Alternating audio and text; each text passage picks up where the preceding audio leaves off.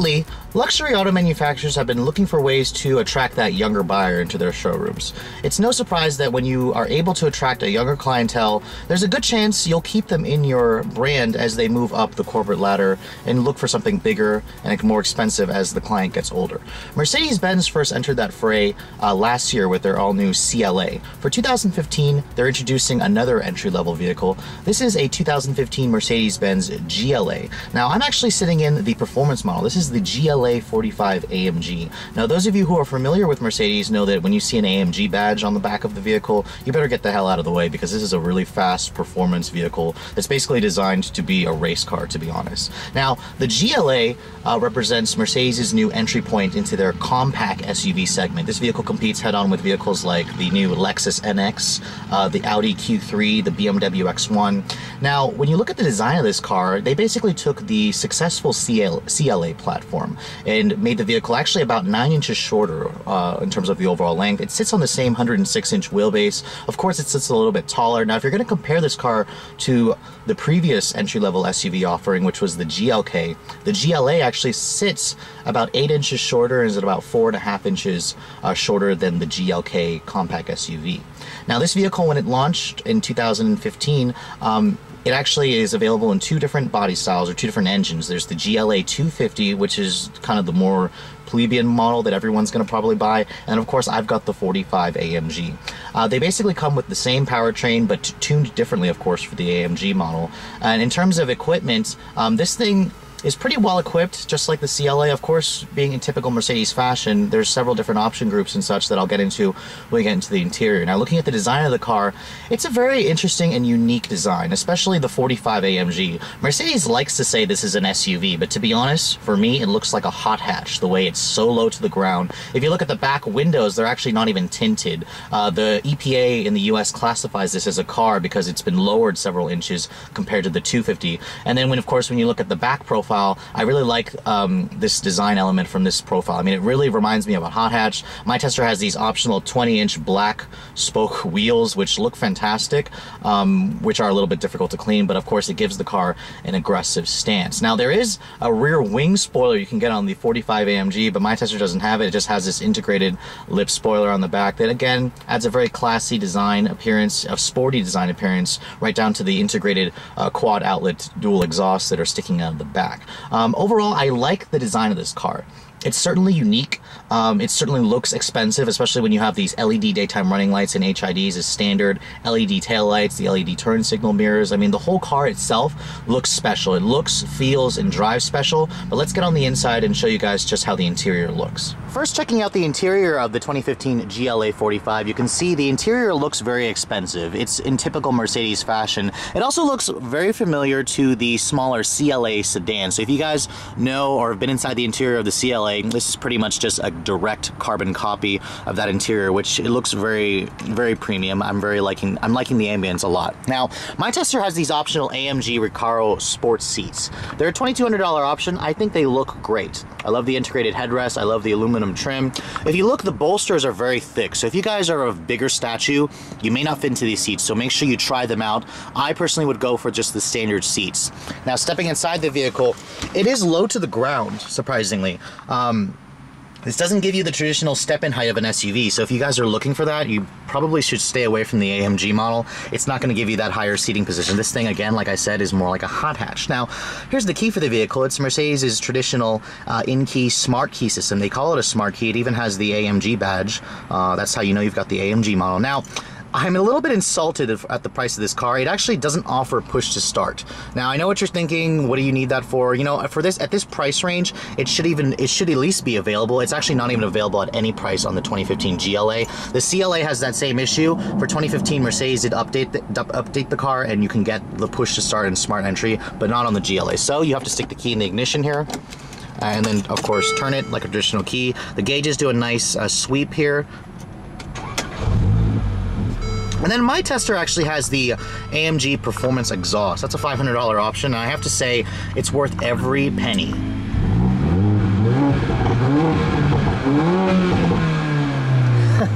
As you can see, this thing sounds fantastic. It really does not sound like there's a 4-cylinder under the hood. Now, shutting the door, all the windows are automatic up down as expected. This is a Mercedes. And then of course, when you look at the rest of this interior design, I'm really much a fan of it. I think it looks premium. It looks youthful. It looks very, very classy compared to some of the competition, especially compared to the previous kind of dowdy, low-grade cabins of Mercedes in the past. This upper MB Tech stitched upper dash is actually optional as part of the leather package. You're going to pay $1,500 extra if you want real leather as opposed to the faux leather. This carbon fiber trim is an additional $950. It looks fantastic. It's a little bit pricey, but that's how much carbon fiber is going to cost you. Now, everything else about this interior is very nice, of course. You have soft touch leather, or MB Tech's leather stitch there, the real carbon fiber, the fit and finish is all good. I am a little bit disappointed at one element. This portion here of the dash is hard plastic. Now, I understand this is a $33,000 car to start, but on the 45 AMG is a lot more expensive. I kind of wish they used a little bit more of a premium material down here. All the buttons, the switchgear, they look and feel good. When you look at the door panels, they're soft touch as well. You have real aluminum trim on the door handles, on the door panels. I like how the seat controls are over here. This is a Mercedes thing. I'm actually getting used to it. I think it's a really great location for them, as you don't have to sit there and try to find it down here in the traditional spot. You have more leather stitching right here. It's padded where your elbows are going to rest, and then even down here it's soft touch with a little bit more storage. Now, my tester also has the AMG Performance steering wheel. This is $500 extra. It gives you the suede Alcantara on the sides here, and it feels great in your hands. I love the bolstering extension. I love the flat bottom. It's a very beautiful looking steering wheel. I love the metal aluminum steering wheel shift paddles. The gauges look very nice. They're very classy gauges. You even have a 200-mile-per-hour speedometer on this AMG model. Now, looking at the center stack here, it's actually a pretty clean layout. There's a lot of buttons, but it's actually really well labeled. It's pretty easy to study. You have your audio settings here. You have your shortcut buttons there. You have a 7-inch screen right there. This is part of the multimedia package for about $3,000. If you guys don't get the multimedia package, you're actually going to only have a 5.8-inch screen. So I kind of recommend it. Compared to the C-Class that I showed you guys, the C400, this is a small screen, and this is the older system. The new C-Class has the 8.4-inch screen. This one only has the 7-inch screen. Now, the screen is actually controlled via the command interface knob here. Now, if you notice, it doesn't have the touch, the handwriting thing that the C-Class had. So this one's actually a little bit easier to use. The one thing I wish it had, when you look at this interior, is I wish it had kind of like a home button that gave you like all the menu options. Basically, you kind of just have to scroll around here, and to go between your different sources, you can go to nav right here. It's always going to be at the top. So every time I just basically push down on that, your sources will pop up right there on the screen, and you can basically choose which one do you want. You want nav, you want audio, you want phone, you want your settings and stuff like that. Now, looking at the map screen, to go to full screen there, it's pretty much not as good looking as the C-Class that I showed you guys. Of course, this is the older screen. You can also zoom out, and you can show a very nice representation of, I guess, your landscape. You can't show the entire Earth like I showed you in the new C-Class, but I mean, that was kind of pointless anyways. It wasn't really necessary. Overall, I like the map screen. I think that luxury manufacturers like Acura should really study this and give us something that's a little bit more elaborate. This is what I was talking about giving us a screen that looks more special versus the more plebeian brands. This just looks really nice. I like the aluminum dash vents there. One thing I am not so sure about in this car is this actually has Mercedes' 3G wireless LTE, pretty much. Now, GM is offering a 4G system.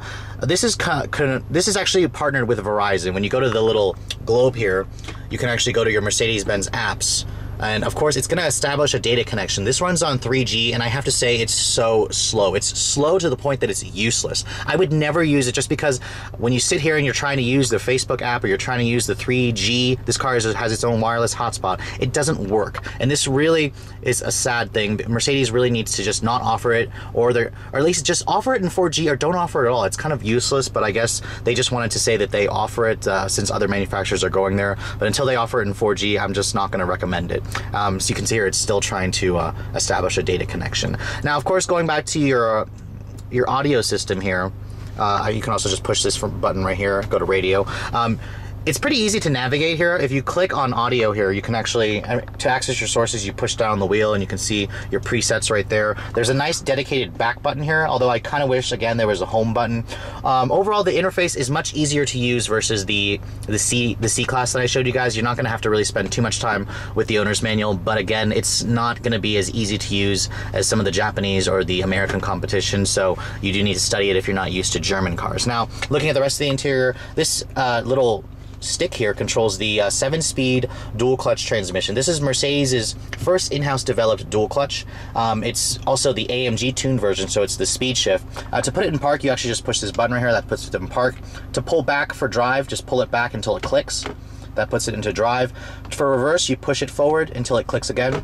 That puts it into reverse. When you put it in reverse, it actually gives you a nice backup camera. The screen doesn't look as pretty as the C400, but it gives you nice distance, nice trajectory. You have parking sensors front and rear, and that little thing right there is what shows you how, or it shows you, it's a little representation of your parking sensors. It shows you how close you're getting to the vehicle in front of you. Putting it in park again, you have to push the P. Now this little button here cycles between your different drive modes. When you start the car up, it's going to default into comfort mode. You can push this button here, it'll go to manual mode, it'll show it right there for M.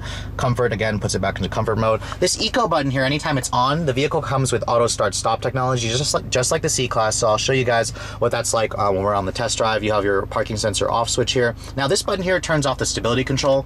It actually has a sport mode. There's a sport handling mode in here, or you can just push and hold it and it completely turns it off. The sport handling mode is really nice. I'll show you guys a little demonstration in the test drive just how well this car handles. It's very surprising. Overall, I like this design of this car. I think it feels expensive aside from a few grievances here on the interior. I wish the steering wheel was power tilt telescoping. It's just a manual. I kind of expected that in something at this price point, and I do love the big sunroof that's as part of a $1,500 option. Looking at the back seat of the 2015 GLA45 AMG, you can see it is much better than the back seat of the CLA, but the CLA already had a pretty cramped back seat, so in terms of practicality, there are other SUVs that are going to give you more legroom in the back, but you can see here, stepping inside, it's pretty easy to step in. The roof is a little bit on the lower side, so you will have to duck your head a tad to get back here. You can see here, this is really only for 2 passengers back here. The legroom is not bad. I mean, this is where I would have the seat to drive. I'm about 5'7". There's good foot space underneath here. There's no map pockets here on these racing seats, so if you guys want the standard seats, you'll get that back. Nice rear air vents here. When you shut the door materials are actually the same soft touch with leather stitching here. I mean, overall, the back seat, I personally think the seats are more comfortable versus the front with those Recaro seats, but it's not a bad place to spend time. Just know that the competition offers a little bit more space in the back. So coming to the cargo area, you'd be surprised that power tailgate you're seeing is actually standard equipment. So bravo, Mercedes, for giving us a nice feature as standard. Now looking at the trunk capacity, it's actually a good amount of space. You're looking at about 17.5 cubic feet of space with the seats up. Fold them down, you're gonna get about 45 cubic feet of space. Now in terms of hot hatches, that's a good amount of space. This car pretty much looks like a hot hatch, but in terms of its SUV, small SUV competition, this gives you a little bit less. So in terms of the practicality, the X1, the Lexus NX, the Audi Q3 is going to give you a little bit more space. Underneath here you have a little fix-a-flat kit because this car has run-flat tires. There's no spare tire in this car, but I like the cargo area. It's nicely finished. I like this metal rear bumper protector. That's standard equipment. Overall, the trunk capacity, it's much better than the CLA, but the other SUVs offer a little bit more space.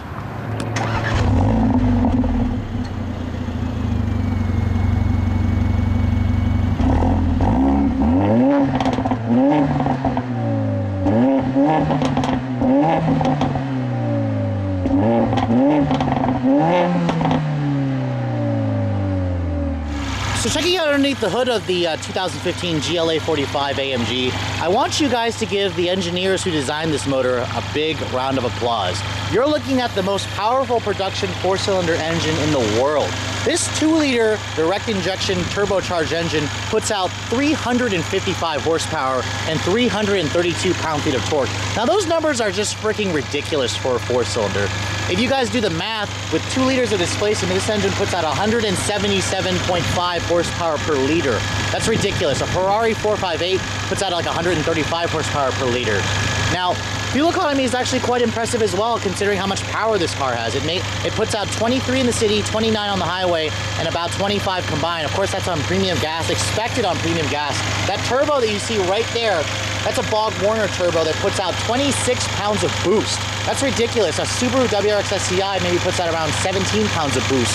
So this is quite literally a 4-cylinder that is pumped up on steroids. Now, it goes out through one transmission choice, a 7-speed dual-clutch automated manual transmission. This is the first one developed by Mercedes. It is tuned by AMG for a speed shift design, so we'll get out on the road, see how it drives. For the AMG model, it only comes with Mercedes' 4MATIC all-wheel drive system. This car, remember, is front-drive bias. You can tell because the engine is mounted transversely. But let's get on the road and see how this powerful hot hatch performs, shall we? So when I first laid my eyes on the GLA45 AMG, I have to admit, I laughed a little bit when Mercedes told me that this is an SUV. I mean, come on, let's be honest here, guys. This thing is too low to be an SUV. It is what it is. It's a hot hatch. I know Americans don't like hatchbacks or wagons, but honestly, you guys need to get over that because this car is quite a unique car. You won't believe the amount of stairs I get in this thing, especially the performance model. It sits so low to the ground, those black 20-inch wheels, those aggressive-looking LED daytime running lights with the huge 3-pointed star in the grille. This thing is quite a badass-looking car, and it drives just the same way it looks. It's such a unique car, and I don't mind how low it sits. Of course, I kind of fall into a niche. I like hatchbacks and wagons. Most of the Americans don't. If you guys want a real SUV, go for the 250. This thing sits too low to be an SUV.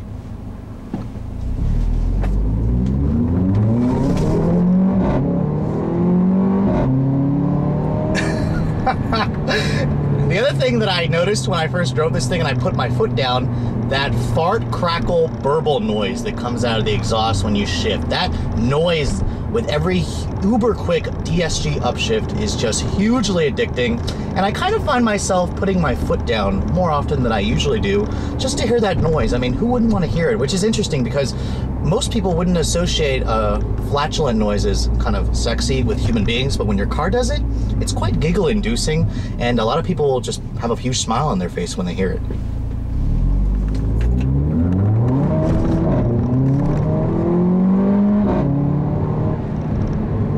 Now, another thing that this car really surprised me with is the handling.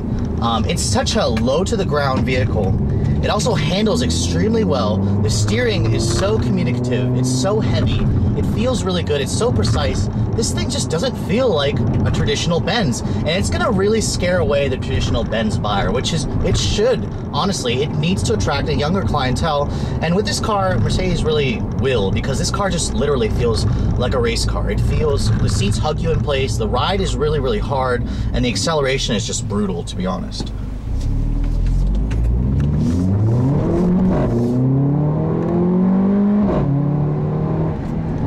Now with 355 ponies going through a 7-speed dual clutch, this thing will get to 60 in under 4.5 seconds. I've seen it range between 4.3 to 4.5. Mercedes says this car will do it in 4.8, but I think that's really conservative. This thing feels extremely quick, and it's just a blast to drive, and you're constantly going to be putting your license up for grab when you're driving this thing, especially when you have lots of big roads. Now, just driving the car normally, I actually have it in sport mode right now. Let's put it back into comfort mode and see how it does. Now, in terms of the driving dynamics when you're not trying to drive aggressively, the GLA is actually quite nice to drive. It's an easy car to drive. So those of you who think this might have too much power, you think you're just going to kill yourself, put it into comfort mode, and this thing's a pussycat.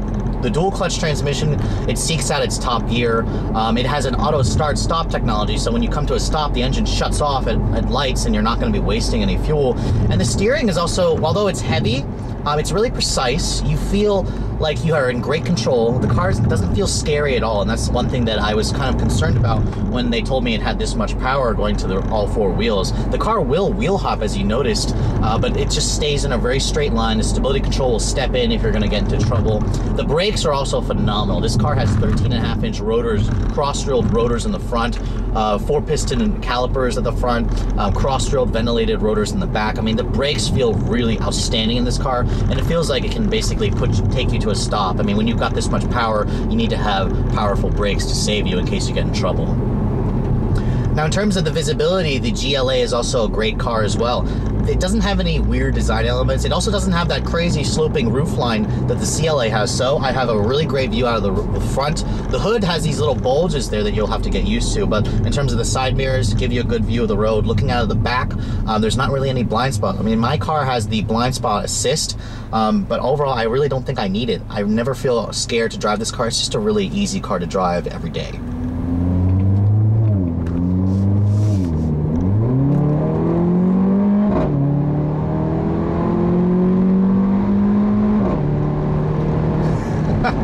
I will pretty much never get tired of hearing that noise. And it's just that exhaust note. It kind of reminds me of the Dodge Neon SRT4 or the Fiat 500 Abarth, but it's a little bit more refined. It just sounds mean, it sounds aggressive. It's wonderfully tuned. If you guys don't fork over that $500 for the performance exhaust, you're really missing out. Now, getting out on the highway, putting this car back into comfort mode here, it's relatively quiet. Now, it's not as quiet as most Mercedes products should be. However, it's not bad. I mean, you do hear a little bit more wind noise, a little bit more road noise, a little bit more engine noise, or actually a lot more engine noise, to be honest, especially when you do this. Even in comfort mode, you can still hear the exhaust. Of course, there's a butterfly valve that closes when you're in comfort mode to try to quiet things down, but you're going to hear a little bit of exhaust drone on the highway. Personally, I don't mind it. I think it's fantastic. Now, the ride quality is another area that I want to address. Now, on this smooth road that I'm on here, the car rides really well. I think it has a nice firmness to it. You have a really good feel of the road. However, when I'm driving this thing around DC with the bumps, it's really hard, especially with these Recaro seats that are hard, the 20-inch wheels that are hard. To be honest, for myself, it's a little too hard on city roads. I would probably stick with the 19s, get the standard sport seats, and avoid the performance package that adds the even stiffer suspension tuning. Overall, I think this car is a little bit too hard when you go for all those options to be used as a daily driver. Skip them, and this car could really be your fast hot hatch that you want to look to upgrade from like a GTI, for example. Now, really quickly, I want to demonstrate the auto start stop technology. When I come to a stop here, and the eco light in the dash is actually all green, the engine actually shuts off. It'll actually shut off just like now. And now Mercedes is actually pretty quick to restart. As soon as I lift my foot off the brake, the engine is quickly restarted. It's actually much better than the BMW systems, better than the Acura system, in the TLX with all-wheel drive. Sometimes I do notice that it's sleeping a little bit, but that's only when you're kind of in a rush, when traffic just gets moving and you're kind of you need quick acceleration. Sometimes I did find myself switching back to sport mode, or just hitting the eco button turns off the auto start stop technology. Those of you who don't like it, make sure you remember where the eco button is. Now, my other grievances that I want to talk about with this car has to do with the transmission. Now, this is Mercedes' first in-house developed dual clutch. It's a 7-speed. The specs are nice. However, they really should study the way Audi and Volkswagen's DCT works. I do have some issues with this transmission. It's very slow to respond when you first get on the gas. What do I mean by that? Basically, as soon as you put your foot down, the car feels like it has turbo lag, but it doesn't have any turbo lag. It's the transmission trying to figure out where to put the power, or at least trying to cycle the power to all four wheels.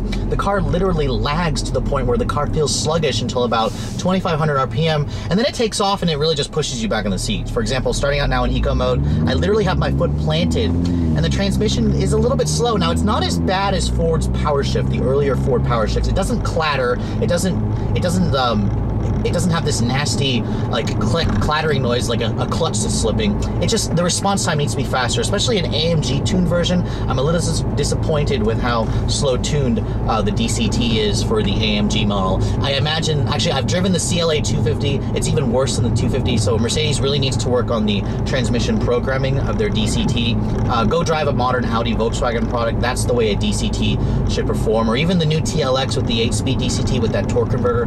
It performs much better. It's much quicker to engage. Now, coming up to the conclusion of this video, I have to say I'm really impressed with this car, more so than I thought I would be when I first got into the car earlier this week. Now, in terms of price, the GLA250 is a relative bargain. The car starts at about $33,000 for the base 250.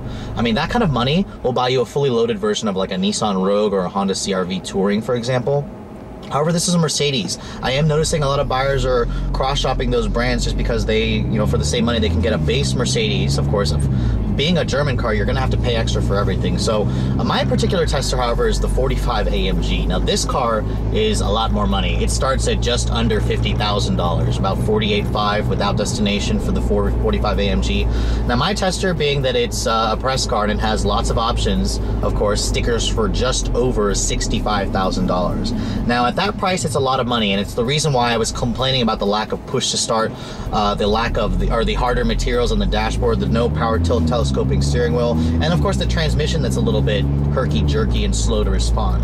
I think this car really, if you got rid of, for example, if you got rid of the 20-inch wheels, you got rid of the sport seats, it'll push it below about $60,000, $59,000. Honestly, I still think that's too much. For a car like this, with Mercedes trying to appeal to a younger buyer, I think it should really top out at $50,000. I would cross-shop this car. Actually, I wouldn't even know what to cross-shop with it. It doesn't have a competitor. BMW, Lexus, Audi, they don't have a performance version of their small SUV.